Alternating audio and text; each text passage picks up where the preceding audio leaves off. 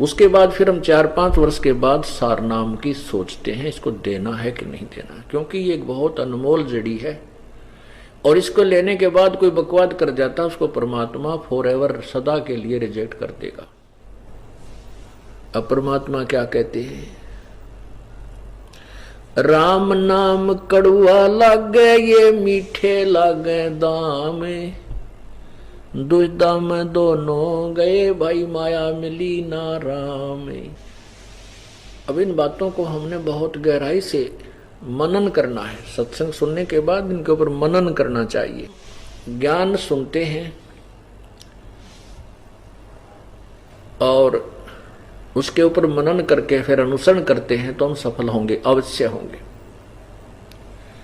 पुण्यात्माओं, जो बच्चे अभी जो श्रोतागण अभी आए हैं, कोई 2 वर्ष से, कोई 3 वर्ष से, कोई 4 वर्ष से, और जो उससे पहले के अभी तक लगे हुए हैं वो तो इन बातों से परिचित हो चुके हैं और उन्होंने अपने सब क्रियाओं को चेंज भी कर लिया है, बदल लिया है। यदि कोई नहीं बदल पा रहा है तो कर्महीन है। बदल जब तक नहीं पाते, जैसे ही हम कोई कार्य करने लगते हैं,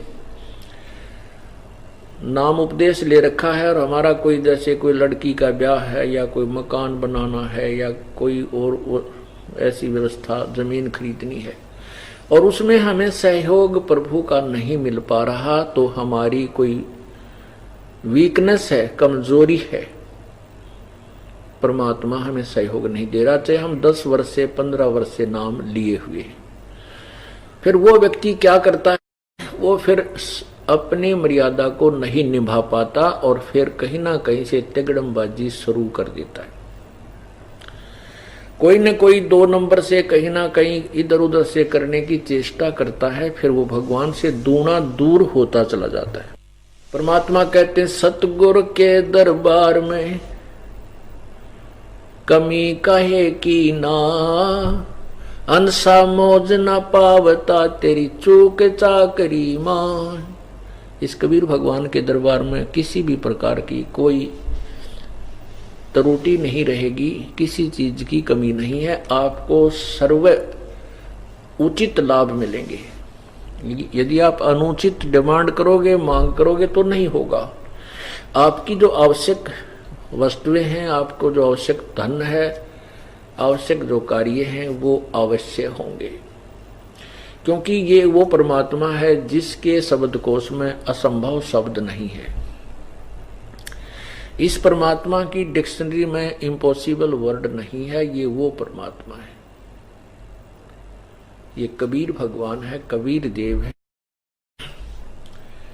तो हम इससे लाभ नहीं प्राप्त कर पा रहे हैं तो हमारी कोई चूक चाकरी में, कोई सेवा में, कोई भाव में, कोई सिमरन में, दान धर्म में कोई हमारी अपनी ही त्रुटि।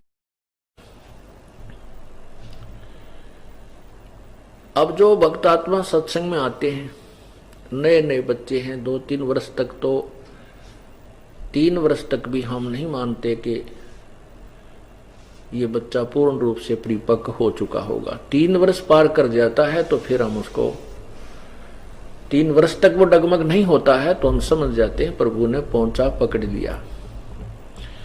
और जो 3 वर्ष से पहले ही दूर फिसल जाता है तो वो प्रभु से रिजेक्ट हो चुका है। उसके बाद फिर हम 4-5 वर्ष के बाद सार नाम की सोचते हैं इसको देना है कि नहीं देना, क्योंकि ये एक बहुत अनमोल जड़ी है और इसको लेने के बाद कोई बकवाद कर जाता उसको परमात्मा फॉरएवर सदा के लिए रिजेक्ट कर देगा। इसलिए हम इस सारनाम को तो बहुत ही सोच समझ के खूब समय देते हैं, कहीं ये दास दोषी ना हो जाए, क्योंकि एक ऐसी अनमोल जड़ी थी, आज तक किसी को नहीं दी और आगे देने का अधिकार नहीं दिया। उन पुण्यात्माओं को जिनको प्रभु स्वयं मिले उनको केवल स्वयं जाप करने तक ही सीमित रखा, अन्य को तो सतनाम बताने के लिए भी नहीं कहा। वाणी में लिख देना कोई और चीज होती है, आगे आदेश उपदेश देना कोई और वस्तु होती है। और वो जड़ी इस दास को दी है और मैं इसको बहुत सूझबूझ से प्रयोग नहीं करूंगा।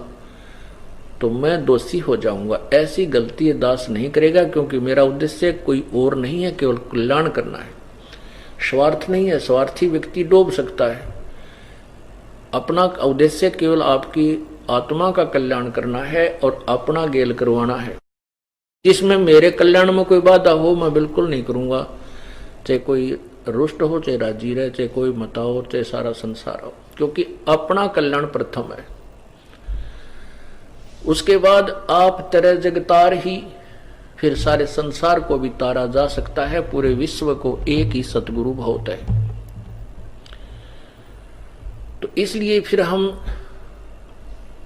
सारनाम देते हैं, और सारनाम के बाद फिर सार शब्द की बारी आएगी। देखो, परमात्मा पाना है, मालिक के पास जाना है, ये कोई बालकों का खेल नहीं है। ठीक है, जो तुम पुण्य कर रहे हो, भक्ति कर रहे हो, ये व्यर्थ नहीं जाएगा, ये तो आपको आपके साथ मिलेगा, ये तो मिलेगा ही मिलेगा। क्योंकि जो अन्य साधनाएं भक्त कर रहे हैं संतों के पास, वो तो कति व्यर्थ है, वो तो सीधे भूत बनेंगे, अन्य योनियों में जाएंगे। और आपको जो सतनाम तक मिला है, मिल गया है, तो भी आपको वो लाभ मिलेगा कि आप सोच भी नहीं सकते। ना जाने आप करोड़ों बार इंद्र बन सकते हो और करोड़ों बार आप देव बन सकते हो, और लाखों वर्ष आप स्वर्ग में भी रह सकते हो। इतनी पुण्य कमाई आपकी बन जाएगी, लेकिन रहोगे काल के जाल।